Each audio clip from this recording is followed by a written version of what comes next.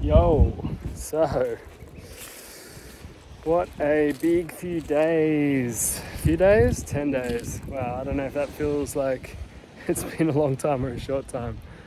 But I'm just cruising down the beach. Gonna record a little pod here on Wallaby Beach. Gurruwiwi community, northeast Arnhem Land. Yeah, gonna sit down, have a little yarn and share a little bit about what's been going on out here. Yo. How's this dog Buddy too? Buddy's been so funny. Buddy appears everywhere. Hello, Buddy. Howdy. Check out Buddy.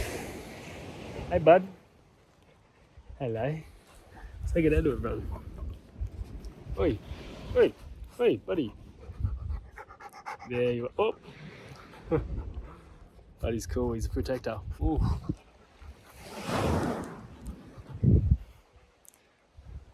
Love Buddy, eh? Fire pit here. Oh, let's go, eh? Yo, welcome. We're back. Bit of change of scenery this time, change of location. I am out in East Arnhem Land, Nhulunbuy, Gove, Gurruwiwi community, Wallaby Beach is what they call it here.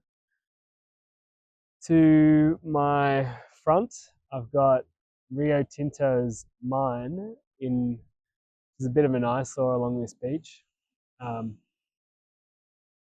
This beautiful, picturesque beach here, and there's this big mine at the end, right on top of a natural spring.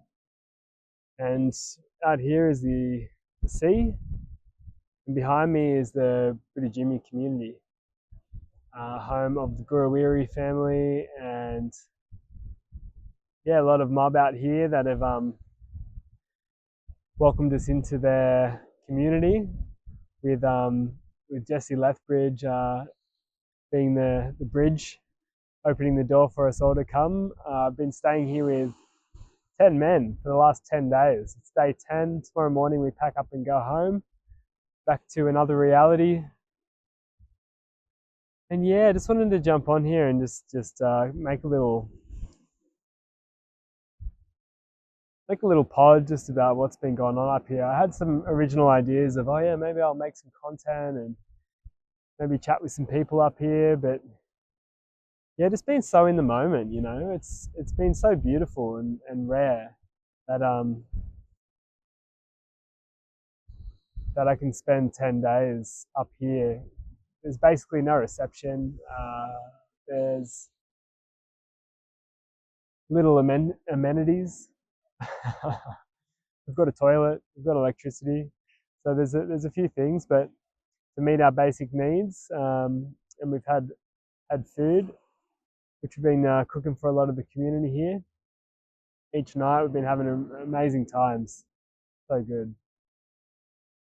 Jesse's extremely proactive up here. He's been welcomed into the family through his journey with the Yidaki, the Didgeridoo, and that's why I'm here. After knowing Jesse for a few years and getting into playing the Yidaki myself,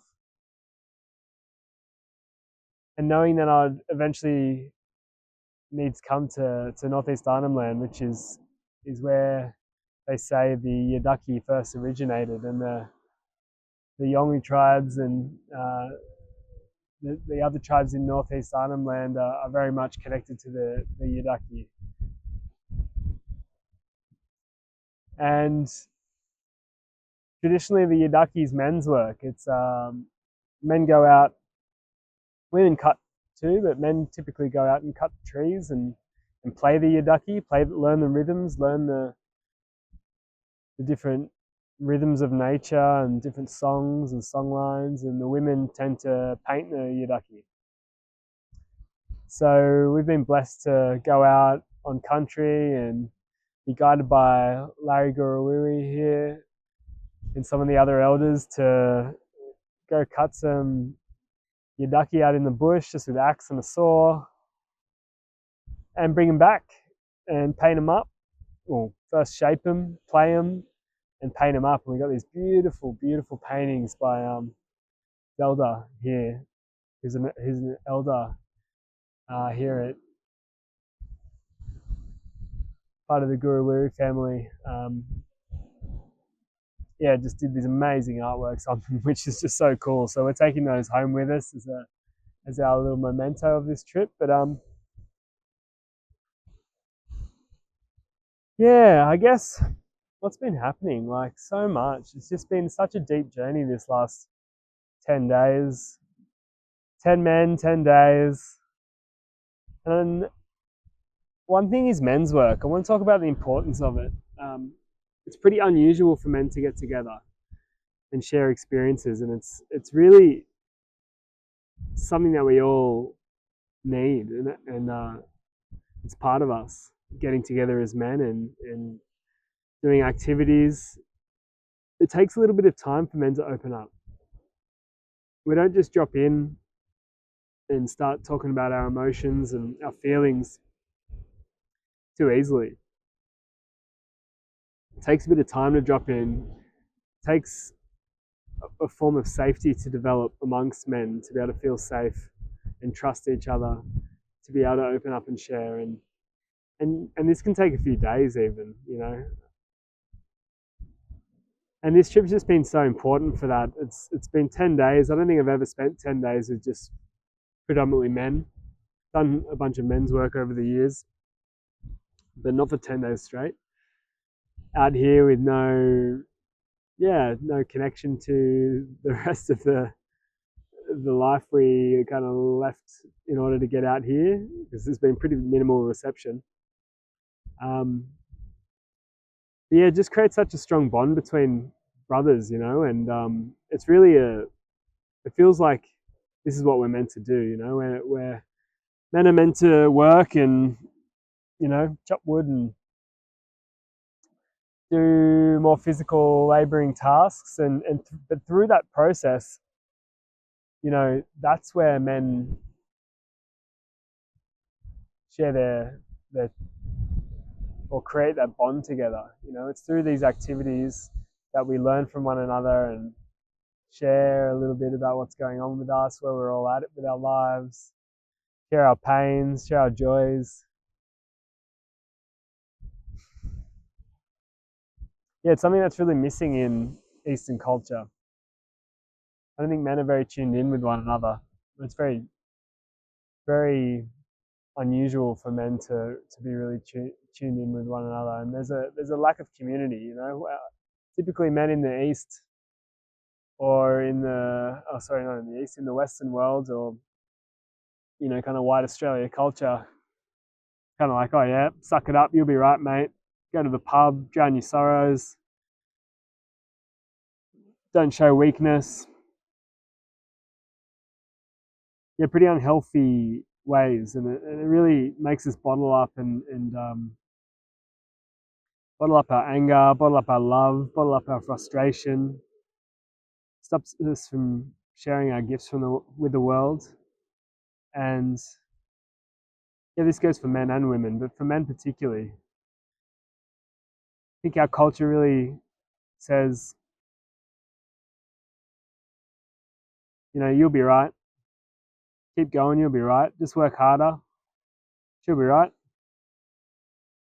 But it's really it's not a very proactive way. There's no framework in that. There's no experience of growth through that. That's very much a process of holding back and, yeah, just bottling up, which just creates so many more lead-on effects. Like, there's something so precious about men being able to talk to each other about how we're actually feeling, what we're actually going through, and feeling safe in that, you know, feeling like you're not getting scrutinized, you're not getting judged, you're not in competition with anyone, just in the presence of each other, of men. And it's such important work, because you're able to go back to your family or your partners and women in your life, your mum and dad, your kids, your your sisters.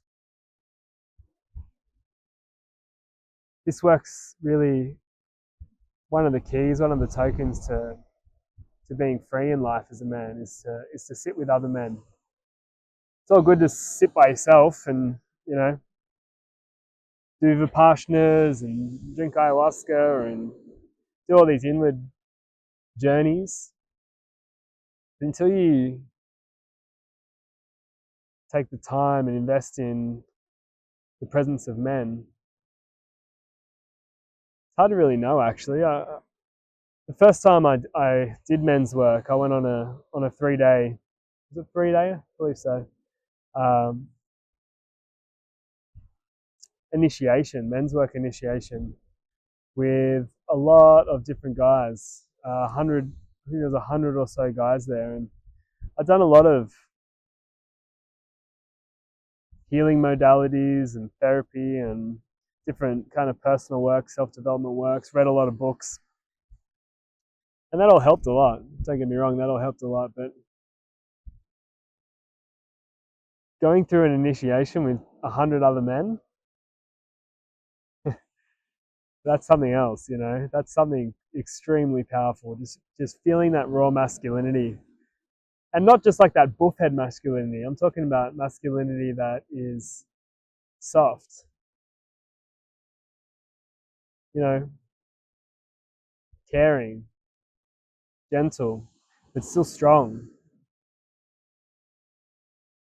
And I think our culture of the white man kind of Western approach to masculinity takes all that out and just says, be hard, be tough. Don't show weakness is a big thing.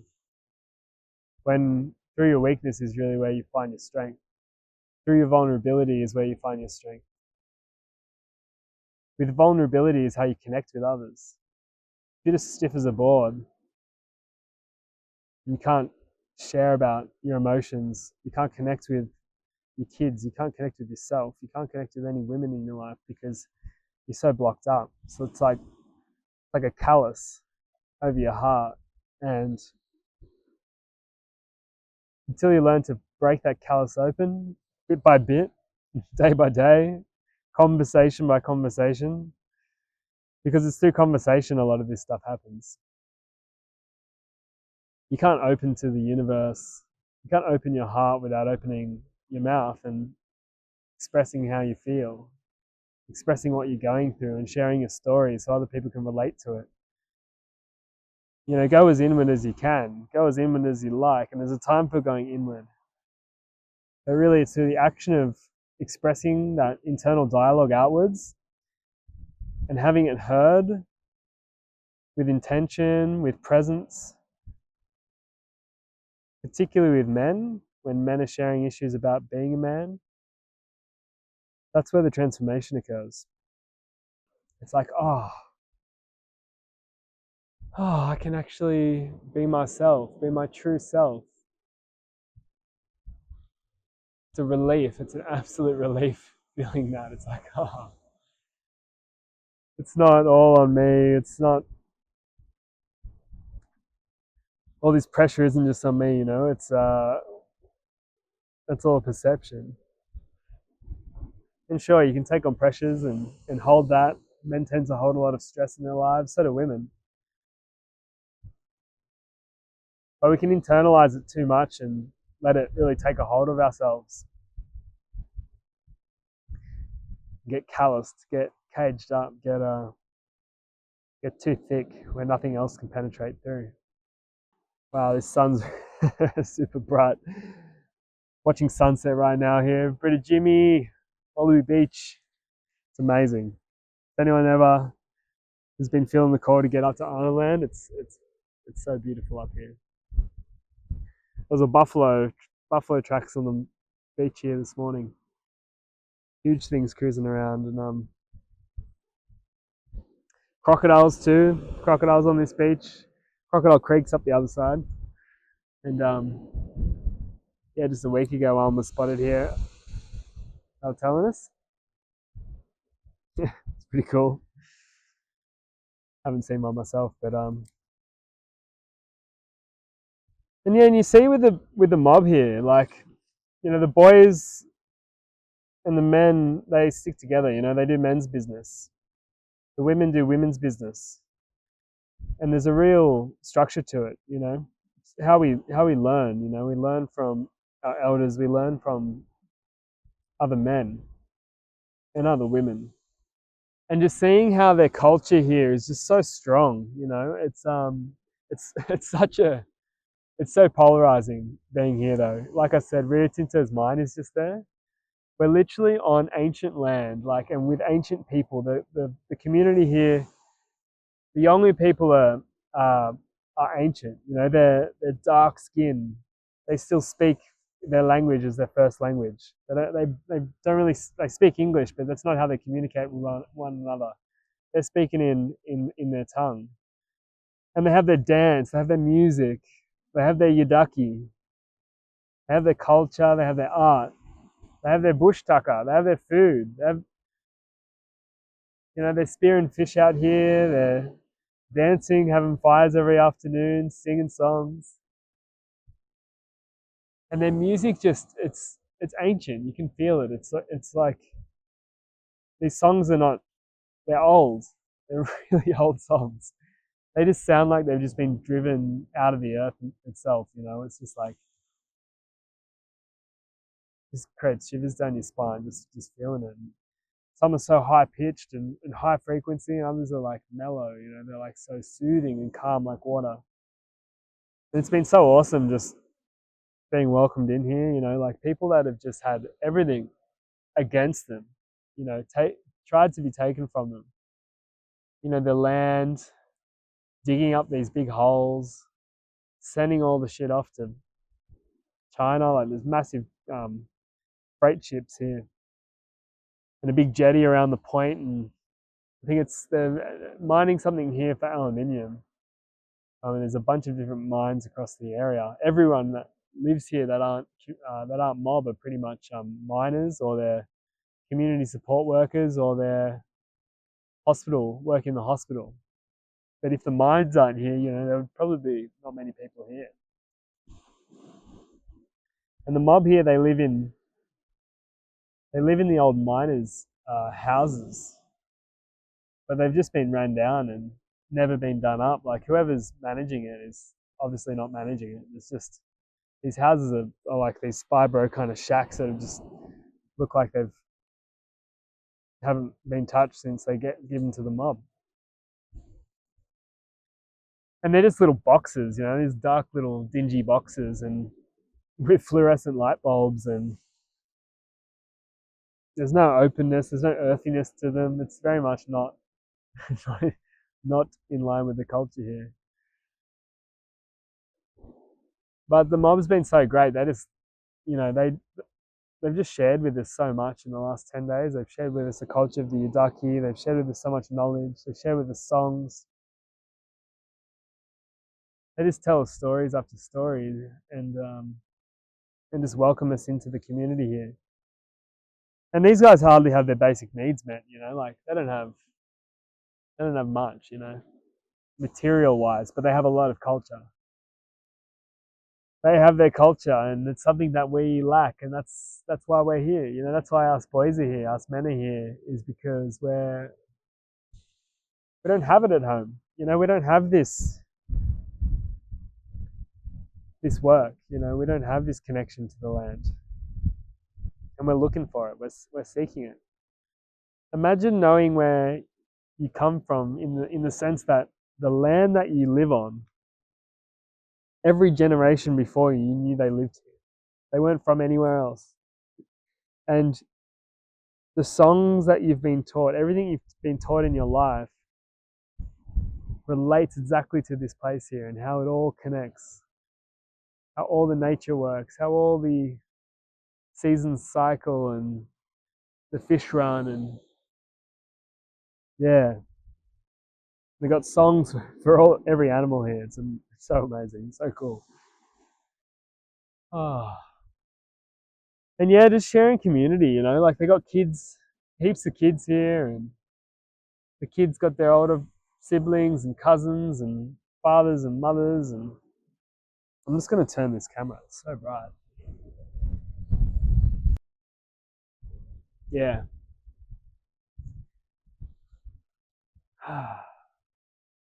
Yeah, it's been beautiful. Literally been up here just camping in a tent. No pillow. So warm, you don't even need a blanket. Having a fire every night. Sharing songs before bed. Cooking and eating together. And just having that time, you know, like time has slowed down so much here.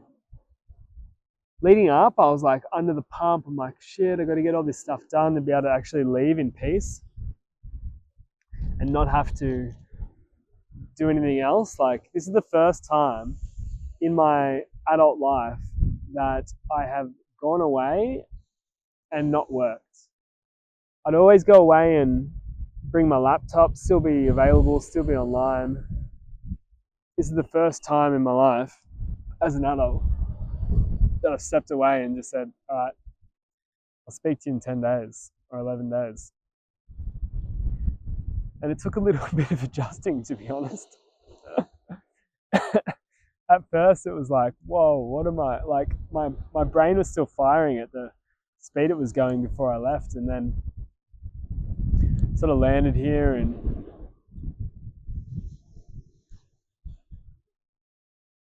everything started to slow down, you know, and conversations were being had and you're able to be present, you know, you weren't trying to, oh, hour's almost up or this meeting's almost over, next one starting. We've just been cruising, you know, just letting what happens and what conversations come through and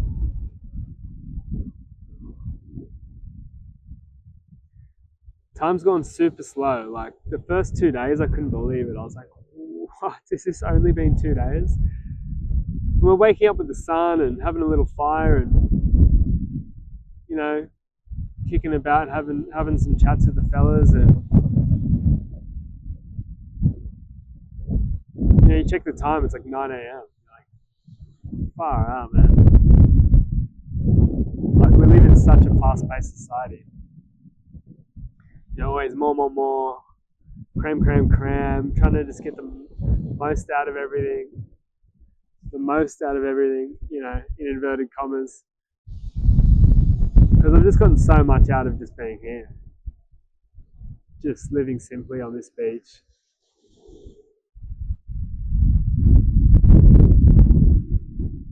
Gotten so much out of that.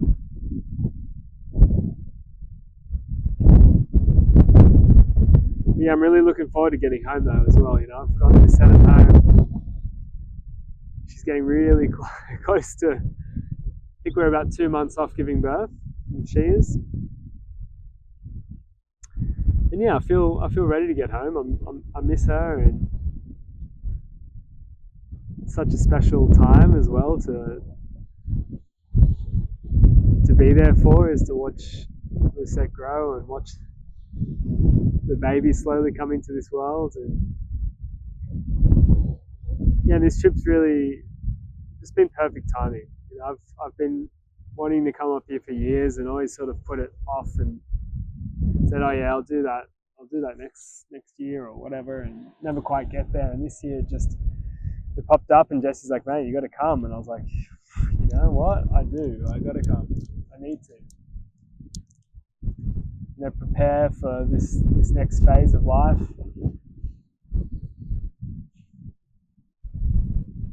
And just see how other ways of raising children can be, you know, like the community here, the babies and the family, it's such a strong bond. The babies here and the little kids here, they're so connected with the rest of the family. They're not isolated at all.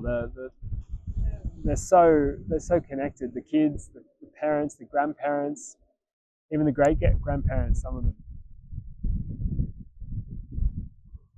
Seeing the kids learning the songs, the kids with the clapsticks, the kids dancing, like 2 years old, just learning to walk and they're already dancing.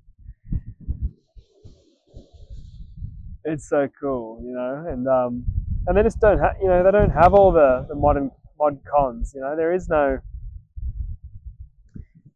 targeted ads, and don't get me wrong, there's some, you know, there's some addictions and things happening up here present, like there are, you know, everywhere, but trickling in. But yeah, it just makes me see this whole other way of living. You know, it's like you don't just chuck the kid off at daycare and off you go and work, come home, cook, go to bed, press repeat. You know, it's like really enjoying the time you've got, connecting with your family, whether it's your blood family or your different types of family. It's super important. Being connected with your kids and the people around you and raising them together. But anyway, I've met some great humans up here too. The men up here have just been amazing. So special just to spend 10 days with 10 guys, and it's been such a journey together. So yeah, maybe some of them will feature on the pod soon. But yeah, I just thought to do it today just alone. Haven't really been on tech at all. I haven't even been able to load Instagram or anything like that. So I'll get back to posting some clips and stuff next week when I'm back home. Yeah, get back to work, and yeah, I'll share more reflections on that next week. I'll bring out another episode. But yeah, I think the main point here is like get out there, you know, like take a trip, go somewhere different, connect with men. If you're a man, connect with men. You know, it's missing. It's a missing piece. If you're feeling any kind of disconnect in your life, maybe you're a bit blocked emotionally, can't connect with your partner, you know, turn to your brothers. And you don't have to go and turn to them and start spilling your heart out, but just go and connect to them. We're everywhere. You know, there's brothers everywhere. And I think there's a big rise in brothers needing to connect with one another. There's a lot of this work going on. You need to sniff out, you know, where things are at. There's a lot of amazing trainings and weekends and whatever. You know, just go and find it, and you won't regret it. This has been amazing. I'm so grateful for Jesse for bringing us up here. I'm so grateful for the Gurruwiwi family for having us. Thanks so much. All the Brita Jimmy boys, all the lovely women here. Yeah, it's been such an amazing experience. I remember this forever. I get to take my Yidaki home all painted up. Yeah, super special. I get to keep connecting with that instrument. Yeah. Stay tuned for another episode soon. And hope you're all having a beautiful day. Hope this episode helped in some way, brought some value to your life. Yeah. I'll see you back in the studio soon. Gonna enjoy this sunset now. Last dinner here. Yo, peace. Have a good one. And check out the dog. Oi.